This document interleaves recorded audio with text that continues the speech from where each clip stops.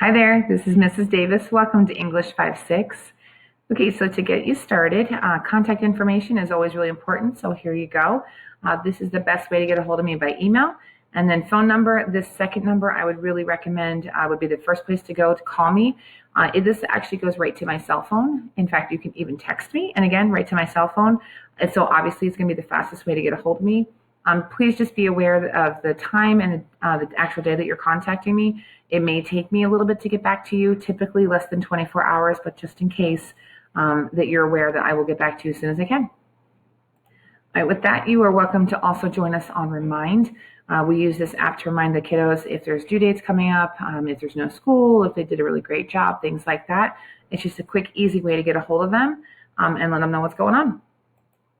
From there, my office hours and EOP. Mondays are a little tricky because of the meetings that I have to attend. However, if there's something going on and you really need to get a hold of me and that is the only day to do it, give me a little bit of notice and I will see what I can do to rearrange things and become available so that we can take care of what we need to take care of. Other than that, Tuesday through Friday is a little easier. I have openings from 1:55 to 2:35 every day. I'll be in my WebEx. You are welcome to pop in with your student. If you want to talk to me face to face, you can call me, email me, whatever you need to do. But I am definitely available. Okay, so our class, we meet on Mondays at 10 a.m. and on Tuesdays through Fridays, we start at 12:15. The kids have done a really nice job with making sure that they're on time for class. I really emphasize that they should be reporting to our WebEx about 2 to 3 minutes before we actually start so that they're there, they're in, and they're on time. We try to talk about like what they would do for their job to report for a shift. They should always come in a few minutes ahead of time so that they can clock in right as they need to and actually be on time. From there, how that looks is when they actually come into class, they will come into what's known as my WebEx lobby, which means they're trying to start logging into the class. The program recognizes that they're trying to enter and it puts them in a holding area, and then it alerts me that they're there. I use that as an opportunity to start taking my first set of attendance, and then from there, I double check that they actually belong in our class. Once I can confirm that they're one of my students, which is getting faster now that I'm learning names, then I let them in. And when they come into class, they typically should have a slide up, just like I have one up for you guys. And it will outline what they need to have ready for the day, and it will tell them basically how to set up their bell work. Once they finish attendance and we kind of go over any general announcements we need to cover, we will go through bell work. Bell work is usually about 5 minutes or less, and it's just meant to kind of review concepts, jump into the lesson, and just kind of get them moving. From the bell work, we jump into looking at the agenda, and it's just a slide that just says, here are the things I want to cover for the day, and let's get started. After that, we cover the first objective. So what's the standard that we're planning to work on that day and how we're planning to work on it. I then give them some essential questions, things that I want them to be thinking about in regards to meeting that objective and the activities that we're going to go through in order to meet the objective. From there, we actually start working towards that and the objective getting met, and that will help us take us into direct instruction. It can be guided practice, and it also can be independent work. Sometimes it's a combination of all three, depending upon where we're at with the objective and if it's a longer piece that we're working towards. Ultimately, when they have to go to individual work time, they will be asked to go to their Google Classroom and complete activities, and they may be asked to do that on their own. During that time, I would also potentially request that they leave WebEx to go work and then report back at a certain time. Sometimes I have them leave and come back in 10 minutes. Other times it might be, hey, come back in 15, 20, 25. I will not ask them to be gone for more than 25 to 30 minutes at any given period. If they're gone, they're working on activities. They should not be sitting around doing nothing. Like, they have work that they should be doing. So if they're telling you they're done, you can always ask to see it, but ultimately they've been told if they are done to make sure all the work for me is completed, and then they have other things that they can kind of take care of. From there, if I'm having them report out of WebEx, it's typically because I'm working with a small group of students. It could be that I am trying to reteach a concept that maybe a few of them were struggling with. It could be that they were absent and I'm trying to get them caught up. There's a lot of different reasons. Typically, it's stuff that they're struggling with, and it's not the whole class. So to spare the whole class the entire instruction again, if it's just 3 or 4 of them, I pull the 3 or 4, we go over it again, make sure they're solid, and then we move on.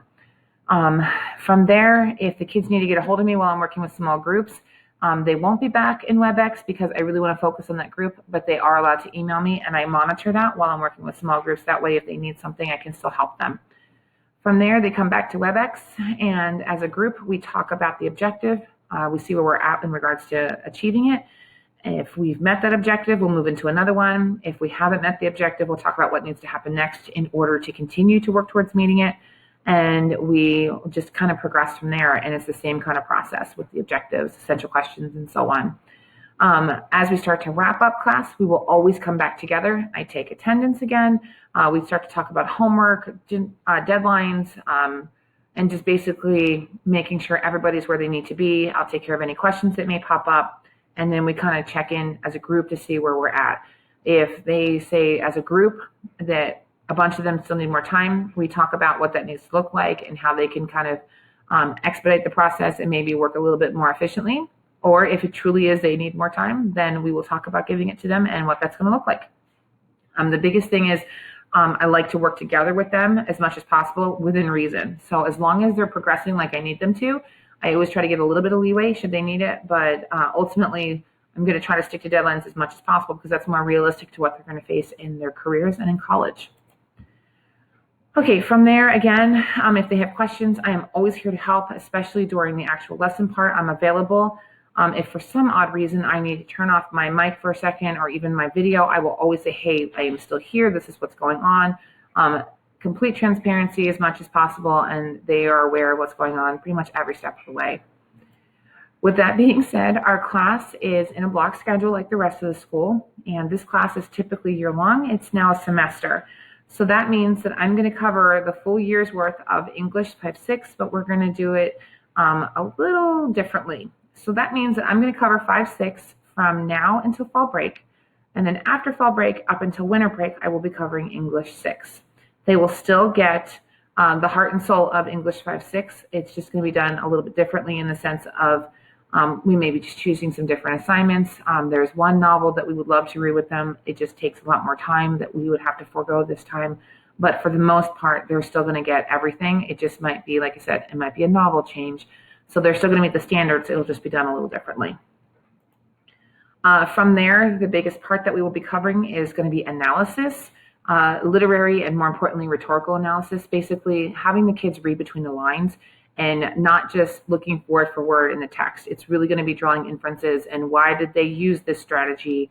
Like what's the overall effect that they're using with this word, or, that they describe the character this way. Why do you think that is? It's stuff that's really going to require them to think. It's not stuff that's going to be directly stated. They're really going to have to put some work in and really think about what the author's really trying to do and say and all that great stuff. So it does require more patience and more of them just overall thinking. It can be a little bit more difficult for some at first, but then once we get into it more, it really does become second nature and they really get strong and really good at it. There's a lot of other activities that we'll do along the way to kind of help them, looking at it from all different perspectives. And then from there, grade-wise, this is how they'll be scored.